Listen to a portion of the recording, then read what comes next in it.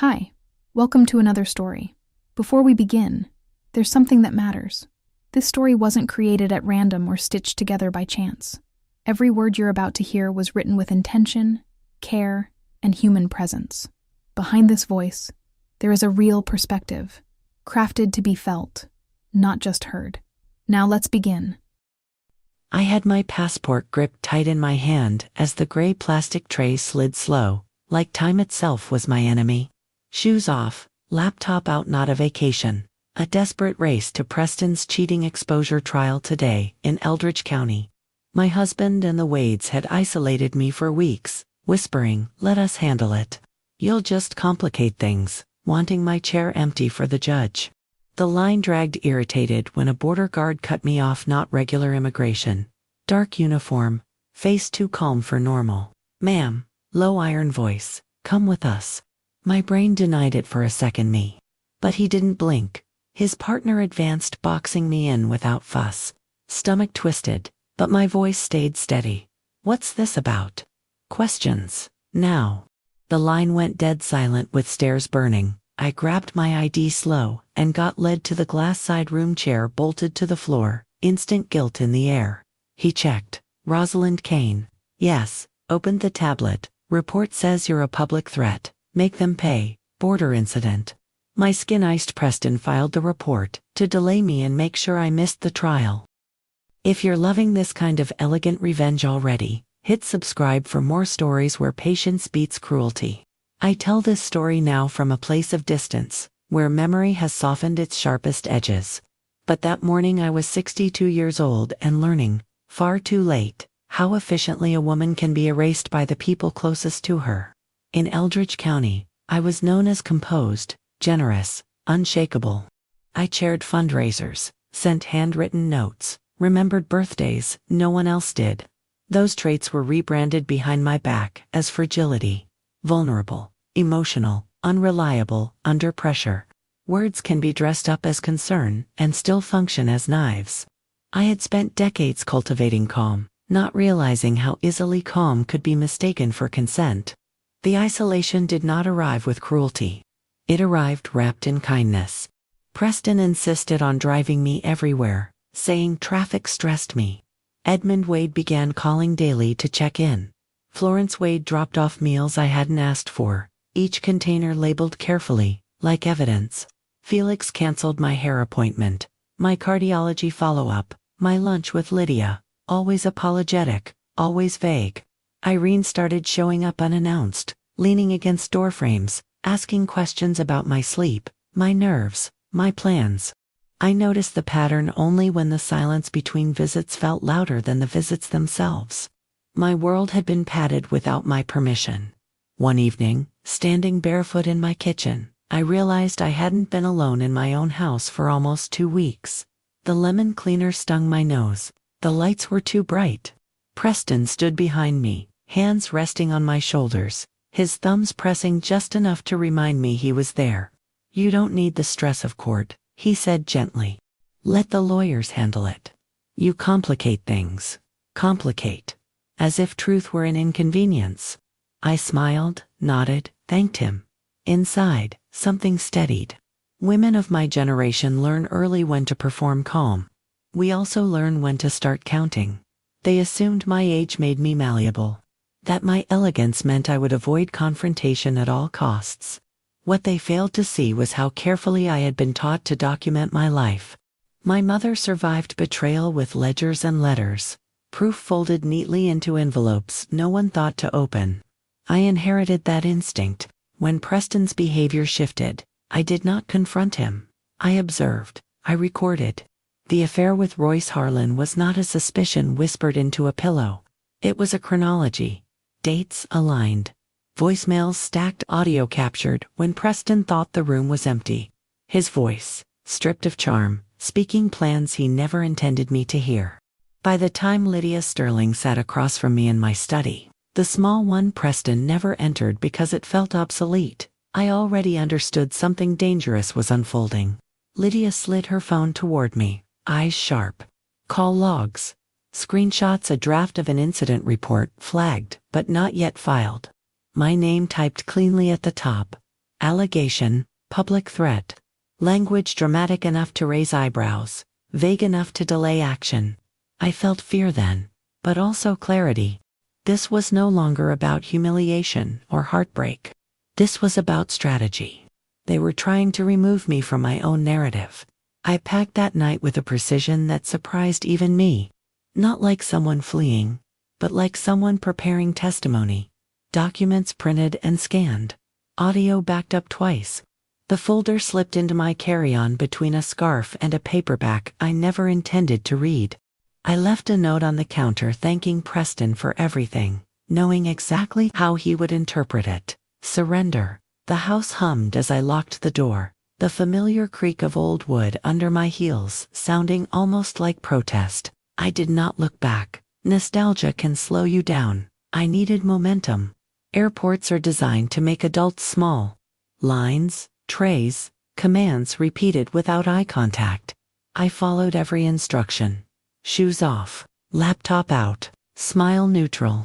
That was why the interruption felt unreal, like a scene glitching. The border guard's uniform was darker than the others. His stillness rehearsed. When he said ma'am, it was final. His partner moved without touching me, guiding me toward glass.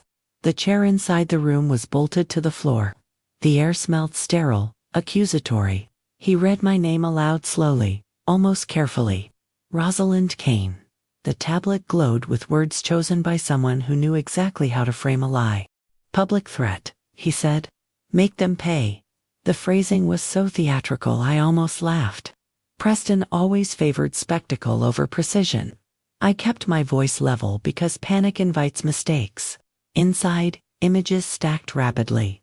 The judge's bench in Eldridge County, my chair empty, men explaining my absence with concern-laced voices. Preston's hand on his chest. The Wades nodding gravely. Felix sighing. Irene watching closely.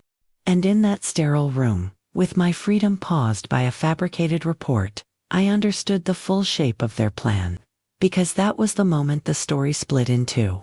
The moment I realized they hadn't just tried to stop me from crossing a border. They had labeled me dangerous to ensure silence carried my name.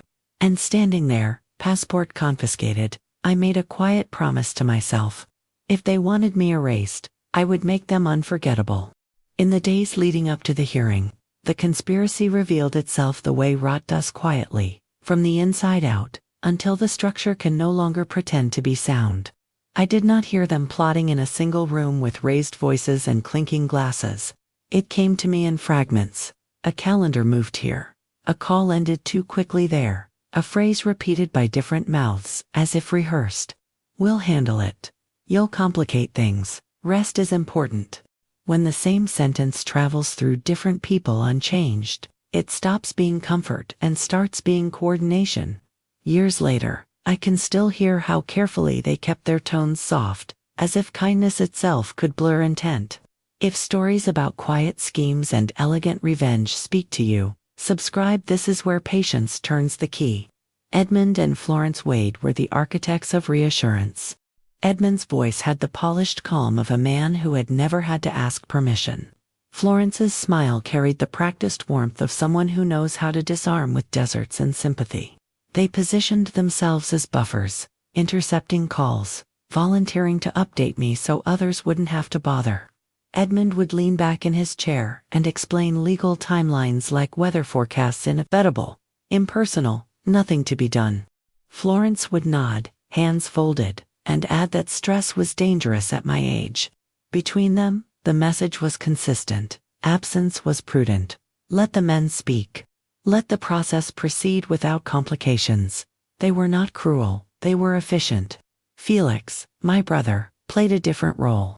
He was the errand runner of the plot, the one who touched the practical levers. He canceled appointments with a shrug and a joke, always after the fact, always with an apology that arrived too late to matter. They rescheduled you, he'd say, glancing at his phone. It's probably better this way. He offered rides, meals, distractions. He talked about his own troubles to keep me listening while time slipped. Felix had always been good at being needed without being useful, and here he found his calling. Each small obstruction felt accidental. Together, they formed a wall. Irene watched. Irene always watched. She never pushed. She leaked a comment to a neighbor, a question to a cousin, a suggestion framed as concern. She was the one who softened the ground so lies could land without resistance. Rosalind isn't herself, she told people with a sigh. She's been saying strange things. The first time I heard that line echoed back to me by someone else, my stomach tightened. It wasn't the content, it was the choreography. Rumors placed ahead of facts so that facts would arrive late and compromised. Irene's talent was anticipation. She didn't need proof, she needed timing. Preston remained the center, the sun around which they all orbited, careful not to eclipse him. At home, he was solicitous to the point of performance. Tea placed just so. A blanket draped over my shoulders. When the room wasn't cold, "I worry about you," he said often, eyes steady, voice low. He never raised it. He never argued. He simply repeated the same reassurance until disagreement felt rude. He spoke of the hearing as if it were a tedious errand, something better handled by professionals. He spoke of me as if I were porcelain. I understood later that this was strategy. You don't accuse porcelain. You protect it, and in doing so, you decide where it sits. What they didn't know, what they never thought to check, was how much of their planning I could reconstruct from the negative space. Missed calls that aligned. Emails forwarded and then recalled. Calendar invites that vanished. Lydia helped me map it, sitting beside me with her phone open, matching timestamps like constellations. "See this," she said, pointing to a late-night call between Preston and Edmund, minutes before Felix canceled my appointment the next morning. "And this," she added, scrolling to a message Irene sent to a family group chat, planting concern about my state hours before a draft report surfaced. Patterns do not lie, people do. The false incident report was the linchpin, the piece that turned inconvenience into detention. It wasn't filed in a rush. It was drafted, revised, softened, sharpened. Language matters in documents like that. Too dramatic and it collapses under scrutiny. Too vague and it fails to delay. Preston understood this. He had always had a knack for tone. Public threat was inflammatory enough to stop me at a border, elastic enough to require follow-up. The phrase "make them pay" was bait, a line meant to trigger protocol without anchoring to specifics. Someone had coached him. Edmund's fingerprints were there in the phrasing, Florence's in the timing, Felix's in the execution, Irene's in the preemptive whispers. The morning Lydia warned me, I sat alone in my study and listened to a voicemail Preston had left Royce weeks earlier, his voice urgent and unguarded. "You promised," he said, breath close to the mic. "This ends before court." Hearing it again, with the Wade's assurances still ringing in my ears, the shape of the plan became unmistakable. They needed my absence to control the narrative. An empty chair speaks loudly when filled with assumptions. They would paint me as unstable, overreacting, unreliable. The judge would see a neat procession of calm faces and wonder why the woman at the center couldn't be bothered to appear. Delay would become doubt. Doubt would become dismissal. By the time I crossed the threshold of the airport, I understood that the conspiracy was not a single act, but a sequence designed to look like coincidence. Each participant did a small, deniable thing. Together, they attempted erasure. Standing in that glass room later, watching a uniformed man scroll through words chosen by my husband, I saw the final move for what it was. They had bet that I would freeze, that the weight of accusation would keep me quiet while time did the rest. They had underestimated the patience of a woman who had been counting for years. And as the guard looked up from his tablet and said they needed to ask me a few more questions, I felt the last piece click into place, the realization that if they were willing to label me dangerous to stop me, then what I held was dangerous to them. The decision to run did not feel dramatic at the time. It felt methodical. I woke before dawn with the taste of copper in my mouth and the quiet certainty that waiting would finish what isolation had started. The house was still, the kind of stillness that hums if you listen long enough. I moved through it without turning on lights, fingers memorizing edges I'd known for decades. The study door closed behind me with a soft click. sealing off the room where I had learned to become invisible and then to resist it. I breathed once, slow, and began assembling the pieces I would need to cross a line that men like Preston believed they owned. If you're drawn to stories where preparation beats power, subscribe. This is where the race begins. The documents were already staged, not stacked. A stack invites rummaging. Staging invites speed. The folder held printed call logs with dates circled in red, police dispatch timestamps that contradicted the draft report, and a notarized affidavit from a county clerk Lydia had persuaded to speak plainly. The audio lived on 2 devices and in the cloud, a redundancy my mother would have approved of. I slipped a slim recorder into my coat pocket out of habit. Old habits survive betrayal because they were built for it. When I zipped the bag, the sound felt final, like a door closing on a life that had relied on permission. I left the note where Preston would see it, angled just enough to look accidental. Gratitude disarms suspicion. The driveway was damp, the sky bruised with early light. I paused long enough to listen for the familiar rhythm of his footsteps, the soft cough he made before entering a room. Nothing. The engine turned over on the first try, and the radio greeted me with a cheerful forecast that did not apply. As the house receded in the mirror, I felt lighter and heavier at once. Lighter, because movement restores agency. Heavier because every mile carried consequence. Traffic thinned as I approached the airport, the world compressing into signs and arrows. I rehearsed nothing. Rehearsal leaves residue. Instead, I focused on the physical, the weight of the bag on my shoulder, the steady pressure of my seatbelt, the scent of coffee drifting from a cup holder I would not use. Lydia's last message blinked on my phone at a stoplight there, adjusting timelines. Don't engage, get there. I did not reply. Silence can be a form of cooperation with yourself. Inside the terminal, the air carried the familiar blend of jet fuel and citrus cleaner. People moved with purpose that had nothing to do with mine. I checked in at a kiosk, accepted the paper slip like a receipt for intention, and joined the line that funnels adults into obedience. Shoes off, laptop out. The choreography soothed me until it didn't. When the tray slid forward too slowly, I felt impatience sharpen into something like fear. Time is a currency at Borders, and I was spending mine quickly. I watched hands more than faces. Hands tell you who expects trouble. When the guard stepped out of pattern, his boots stopped just long enough to claim space. Darker uniform. Stillness that felt practiced rather than bored. "Ma'am," he said, and the word landed with weight. His partner positioned himself without touching me, a geometry designed to redirect. The glass room waited, sterile and bright. The chair didn't move. I sat because sitting buys seconds. Seconds buy options. As he scrolled, I took inventory. Passport confiscated. Phone still in my bag. Thank God.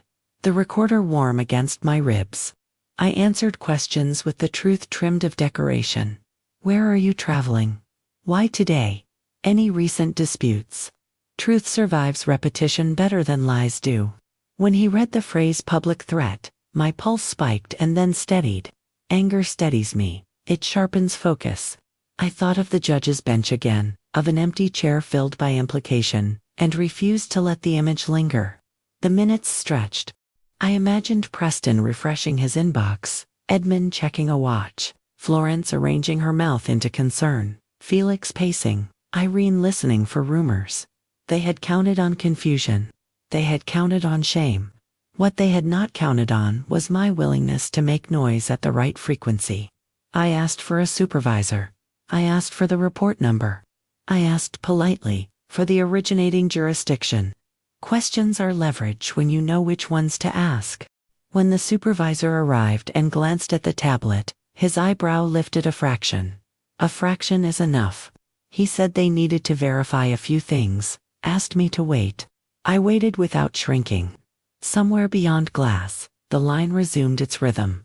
Somewhere far away, Eldridge County was arranging its chairs. And as the door closed again and I was left with the hum of fluorescent lights, I realized the race was no longer to cross a border, it was to get my evidence into the room where it could do its work. Detention does not announce itself with drama. It settles in quietly, like dust, coding minutes until they feel older than they are. The supervisor returned with a different posture, less certainty, more procedure, and asked me to stand. The chair scraped the floor with a sound that felt accusatory. I was escorted down a corridor that smelled faintly of disinfectant and burnt coffee, past doors that stayed closed on purpose. My belongings were catalogued with care that pretended neutrality. Each item placed in a bin felt like a small subtraction. I kept my shoulders back, my chin level. Dignity, I've learned, is not a feeling. It's a posture you choose when others would rather you fold. If you appreciate stories where composure becomes a weapon, subscribe. This is where the pressure tests resolve. The room they placed me in was smaller, windowless, lit by a ceiling panel that hummed as if impatient. A camera blinked red in the corner. The table bore the scars of use scratches, initials, a faint ring where a cup once sat too long. A man in plain clothes introduced himself, voice practiced, and explained that an incident report required clarification. He did not accuse, he invited. Invitations are harder to refuse. He asked me to confirm my identity again, then slid the tablet across the table, angled so I could read without touching. Words arranged themselves into a narrative I did not recognize. Wearing my name. Public threat, he read, eyes flicking up to measure my reaction. Language suggesting retaliation. Recommendation. Delay subject pending verification. The phrasing was deliberate, each clause a soft hammer. I asked for the report number and the originating agency. He hesitated, just long enough. Filed by a private citizen, he said. Forwarded through local channels. Private citizen. The phrase landed, heavy with implication. I asked who. He told me he couldn't disclose that yet. Yet it's a promise with conditions. They questioned me about tone and intent, about words I had never spoken. I answered with dates and specifics, the way truth prefers to travel. When they asked why someone might describe me this way, I said calmly that there was a pending hearing in Eldridge County, and that my presence would be inconvenient to certain parties. The man's pen paused. He asked which parties. I said my husband's name out loud for the first time in that room, and the air changed, not dramatically, just enough to register. Preston Wolf. The name moved something from abstract to domestic. Domestic lies carry a different weight. They stepped out. Time thickened. I measured it by the hum of the lights, by the rhythm of my breath, by the faint echo of voices beyond the door. When the door opened again, the man returned with another, older, quieter. This one listened more than he spoke. He asked me to walk him through the sequence of events, starting weeks back. I did. I spoke of isolation framed as care, of appointments canceled, and narratives seeded. I spoke without adjectives. Facts do not need them. When I mentioned an audio recording, his eyes lifted. When I mentioned corroborating logs, he asked where they were stored. I said safely. The tablet reappeared, this time with annotations. A name surfaced in a field labeled source. Preston Wolf. It was typed plainly, without flourish. I felt something inside me steady into place, not relief folders. The older man asked if I believed my husband intended to prevent my attendance at the hearing. I said yes. He asked why. I said because evidence would be presented that morning which he had attempted to suppress. The camera blinked. Somewhere, a clock ticked. Procedure resumed. Calls were placed. A local office confirmed the hearing schedule. Another confirmed that no criminal history matched the language used in the report. The room cooled, or perhaps my perception did. The older man thanked me for my patience. Patience, I thought, is what brought me here. Still, I nodded. Courtesy oils machinery. He explained they would need to verify authenticity and intent, that this could take time. Time again. I asked about my phone. He said later. Later again. When they left me alone once more, I allowed myself one long breath. I thought of Lydia, of the folder staged for speed, of the redundancy that turns delay into opportunity. I thought of the judge's bench, of an empty chair that would not stay empty if I could help it. Outside this room, systems were grinding toward clarity. Inside it, I planned my next move, because the first crack had appeared, and cracks, once made, have a habit of spreading. And as the light hummed and the camera watched, I realized that Preston's name on that report had not just delayed MIT, had placed him exactly where I needed him. On the record, the partial revelation arrived not as a victory, but as permission. Permission to speak more plainly, to move from defense to demonstration. When the older officer returned, he placed my phone on the table without ceremony, screen down, as if testing whether I would reach for it. I did not. Restraint reads as confidence when you choose it. He explained that the report was being flagged for inconsistencies and that additional verification would proceed. His tone was careful, neutral, almost respectful. If you have information that clarifies intent, he said, now would be the time. If you're invested in stories where timing is everything, subscribe. This is The Hinge. I slid the tablet back toward him and asked to play a recording. He hesitated, then nodded. The audio filled the room with Preston's voice, unguarded and impatient, speaking to Royce as if the world were not listening. Promises made. Deadlines set. The line that mattered. This ends before court. I watched the officer's face not for shock but for recognition. Recognition is quieter. When the clip ended, the room felt altered, as if sound had rearranged the furniture. He asked when it was recorded. I gave the date and time. He asked how it was obtained. I explained, simply, legally. Facts again, moving without embellishment. Next came the logs. I laid out the call sequences the way Lydia and I had mapped them, showing the alignment that coincidence cannot sustain. Late-night calls followed by morning cancellations, drafts circulating before whispers landed.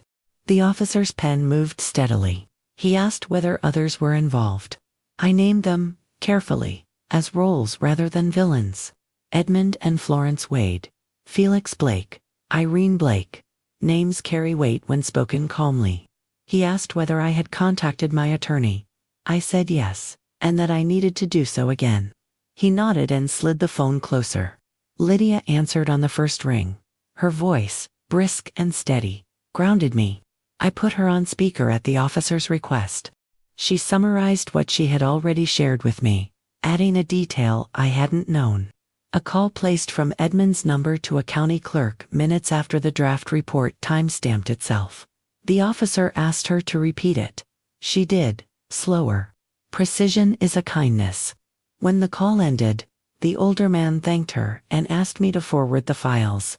I did, watching the progress bar inch forward like a metronome, counting toward momentum. Procedure followed proof. They explained the next steps, the need to coordinate with local authorities, the likelihood that my travel would be delayed further. Delay, again. I asked about the hearing. He said they would note my detention as a factor beyond my control. I asked whether I could attend remotely. He paused. That's a question for the court, he said, and then added, but documentation helps. Documentation is what I had come with. While they stepped out to make calls, I sat with my hands folded and thought about the years I had spent shrinking my reactions to preserve peace. Peace, I had learned, can be curated by the loudest voice in the room. In its absence, quieter strategies thrive. I imagined Preston rehearsing concern, the Wades smoothing edges, Felix rehearsing apologies, Irene rehearsing innocence. I imagined the look on their faces when the narrative slipped. Not triumph. The older officer returned with a small stack of papers and a look that suggested alignment. He explained that the report would be marked as disputed pending review and that a note would be sent to the court regarding potential interference.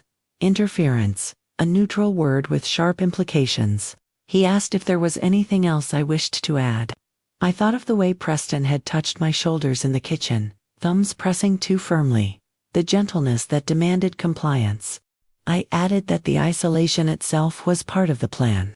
He wrote it down. As they escorted me back to the waiting area, my phone vibrated with a message from my attorney. The court had acknowledged receipt of preliminary materials. Remote attendance was being considered. Considered as a door left ajar. I met Lydia's eyes in my mind and felt the balance shift a degree. Not enough to declare victory. Enough to breathe. And as I sat beneath the fluorescent lights, The echo of Preston's voice still lingering in the room, I understood that the story had moved beyond whether I could cross a border. The question now was how much truth the room could hold once it arrived. The counterattack arrived with the efficiency of people who believe they still control the board. It began quietly, the way these things always do, with notifications that pretended to be inconveniences. My phone chimed once, then again. A flight status update I hadn't requested. A calendar alert that no longer matched the court's earlier acknowledgement. When systems start contradicting each other, it's a signal that someone is pulling strings behind the curtain. I felt the old instinct to brace for impact, then set it aside. Bracing wastes energy. Watching does not. If you're following a story where resistance provokes escalation, subscribe. This is the moment the masks slip. My attorney's message was clipped and urgent. The hearing time had shifted forward, a procedural adjustment justified by docket congestion.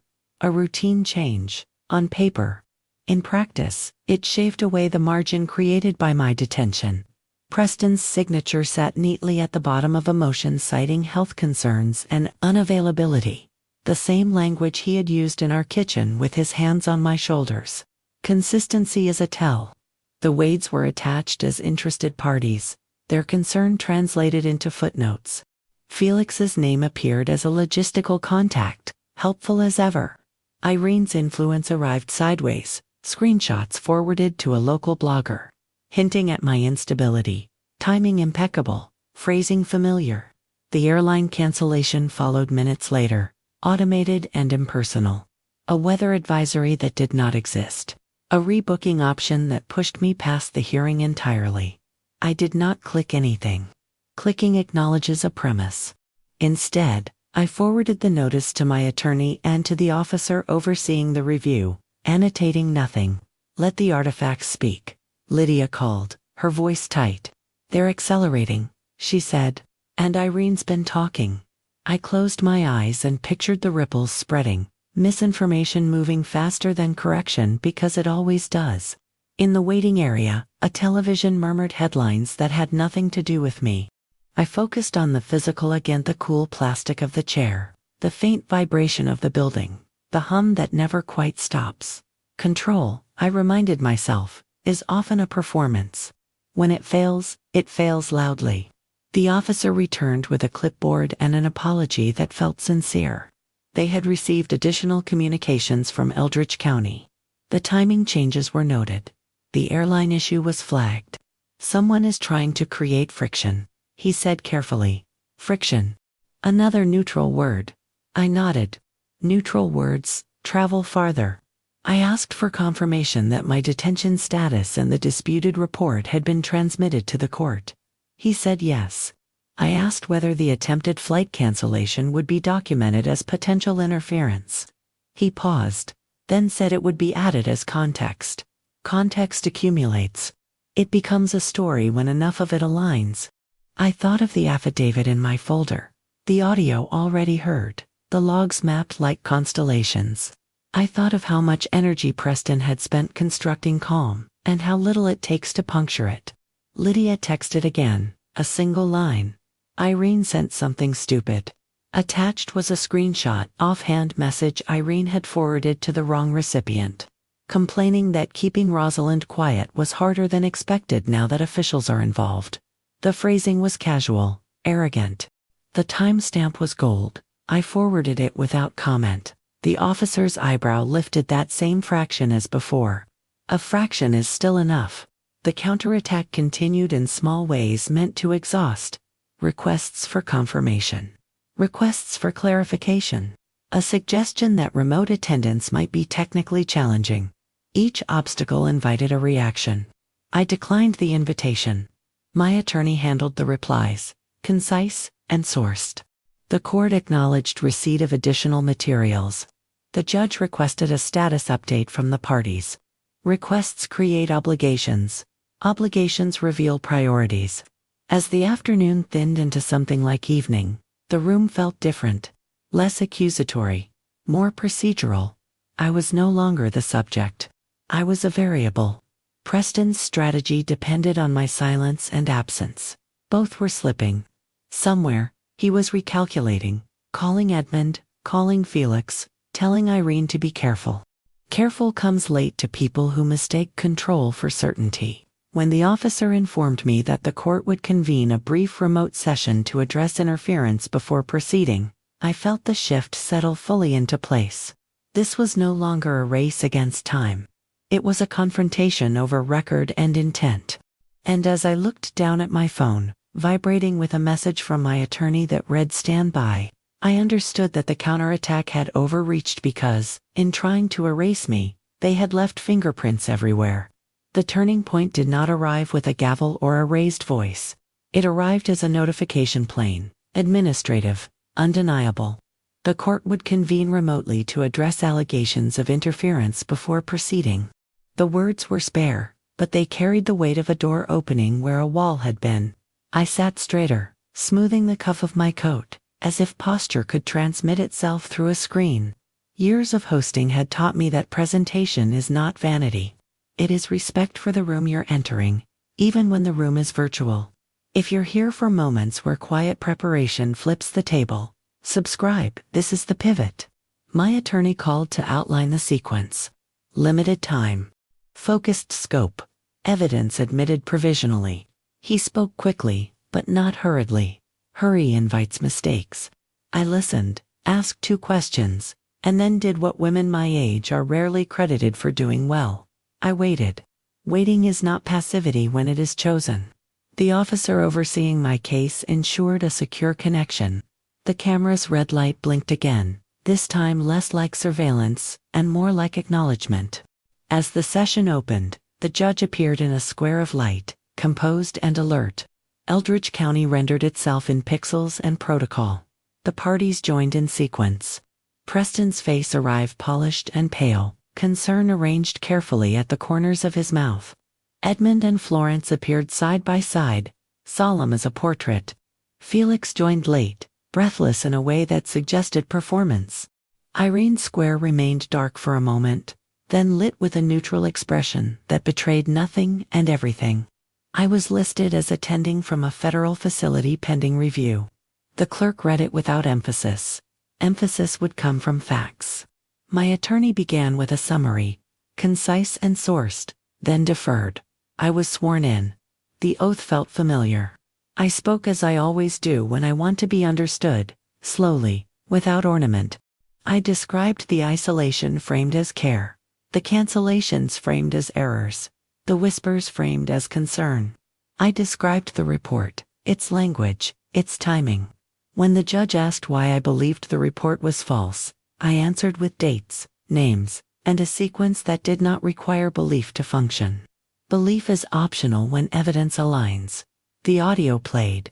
Preston's voice filled the virtual room, stripped of context and therefore honest.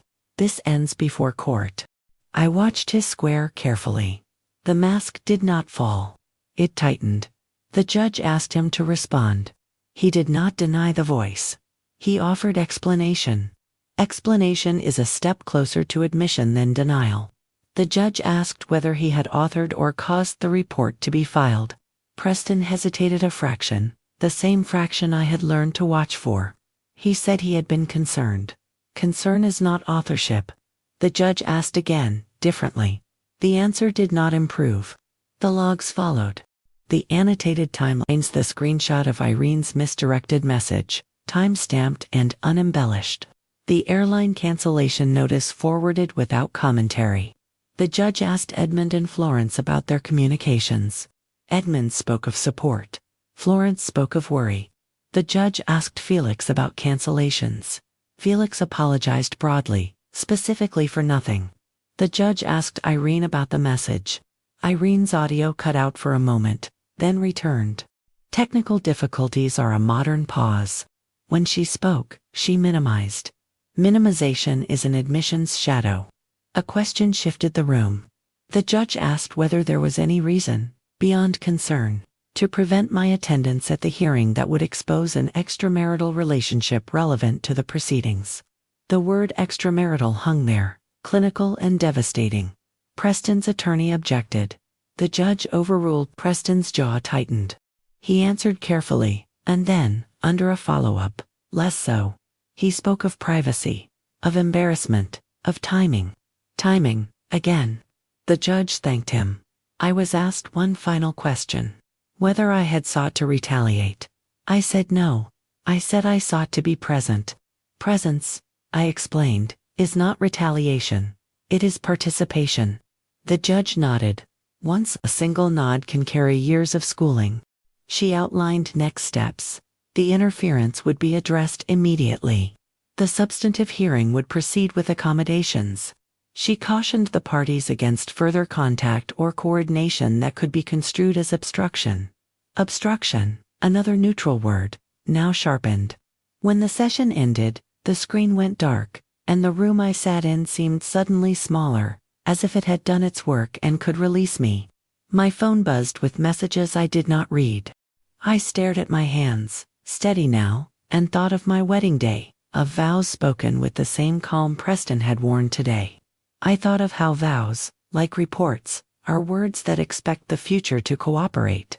And as I stood to leave the room, escorted not as a subject, but as a participant, I understood that the marriage I had entered decades earlier was now being examined under oaths.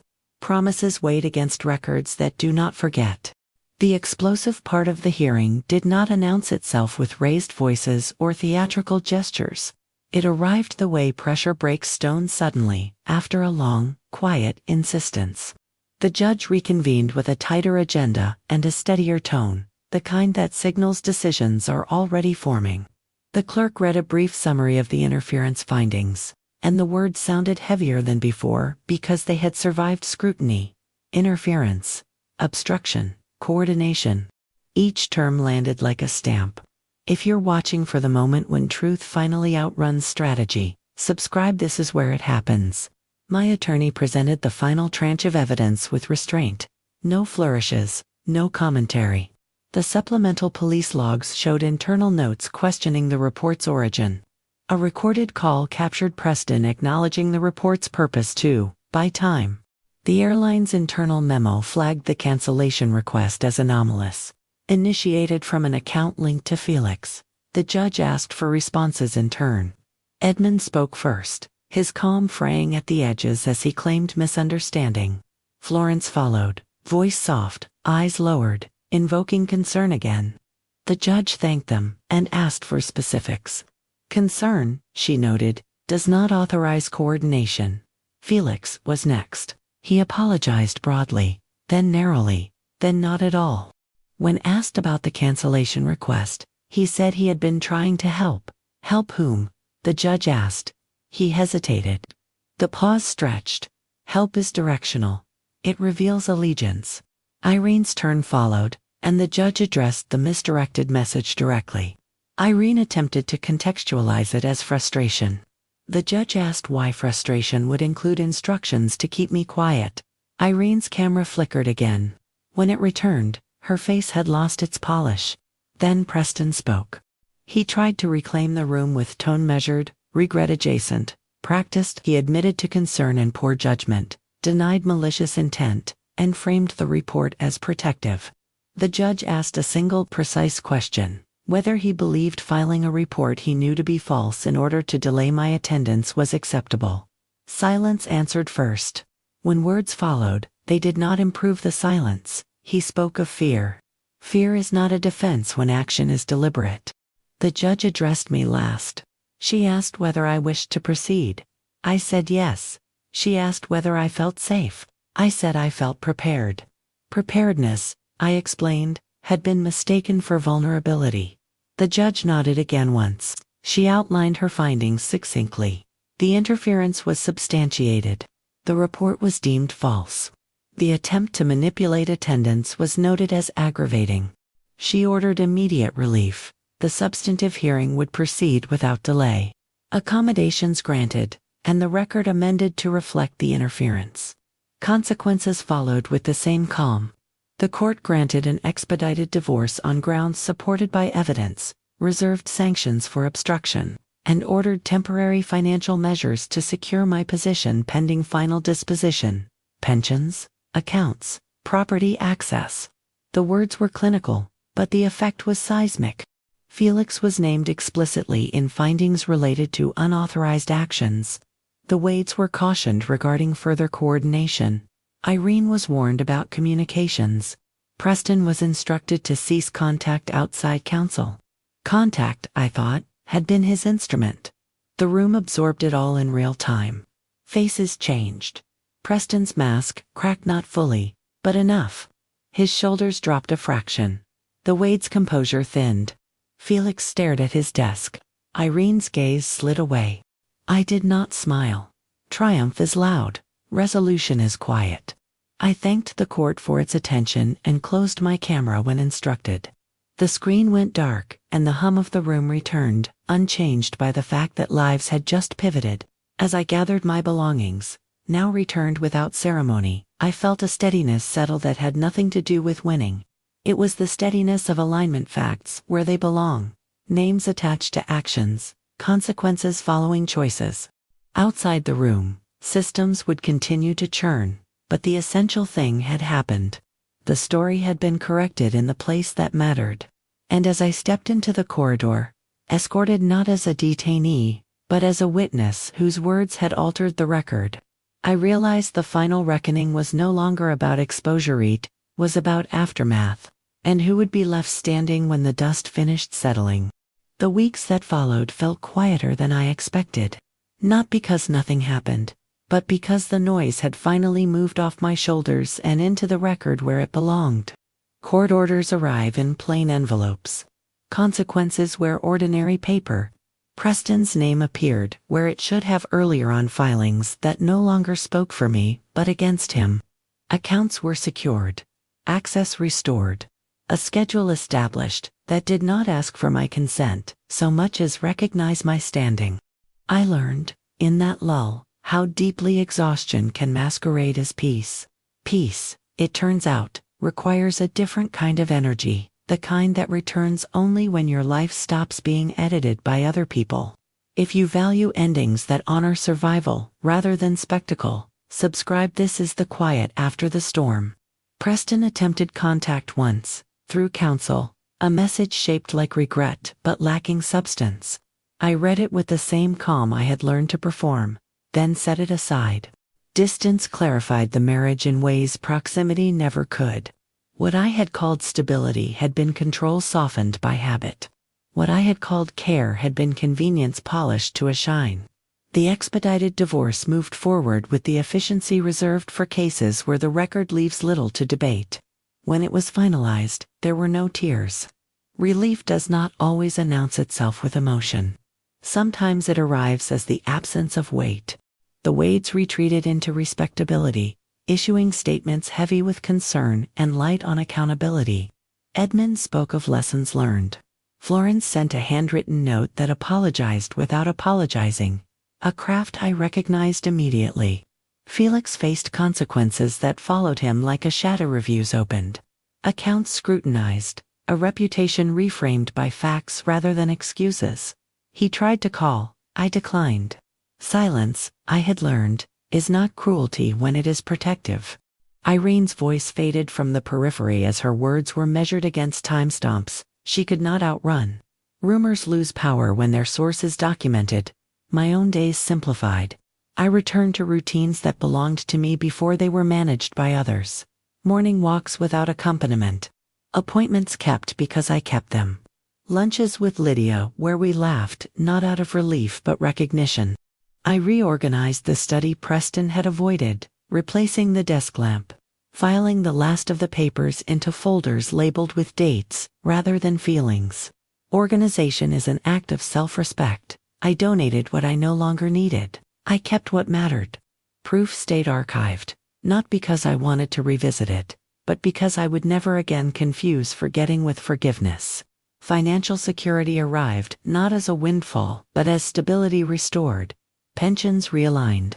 Accounts unlocked. Property access clarified. The court's language was careful, designed to prevent future interference, and I appreciated its restraint. Security does not need celebration. It needs maintenance. I met with advisors who spoke plainly and wrote clearly. We built buffers. We anticipated contingencies. I slept better knowing that planning is a form of kindness you offer your future self. Eldridge County adjusted, as communities do, absorbing the story and moving on. Some faces looked away when they saw me at the market. Others met my eyes and nodded. Both responses were acceptable. I did not require consensus. I required accuracy. When asked, I spoke without embellishment. When not asked, I enjoyed my quiet. Vindication is loud only if you let it be. I chose something else: integrity without audience. I thought often of the glass room at the border, the chair bolted to the floor, the way guilt can be staged with furniture and light. I thought of how easily authority can be borrowed by those willing to file the right words. And I thought of how quickly authority shifts when those words are tested against records that do not bend. Age, I realized, is not the vulnerability they imagine. It is the archive. We carry decades of context, patterns recognized, patience earned. We know when to wait and when to move. What I tell women now, especially those of us past 60 who are taught to minimize ourselves, is this: keep your records, trust your senses. Do not confuse calm with consent.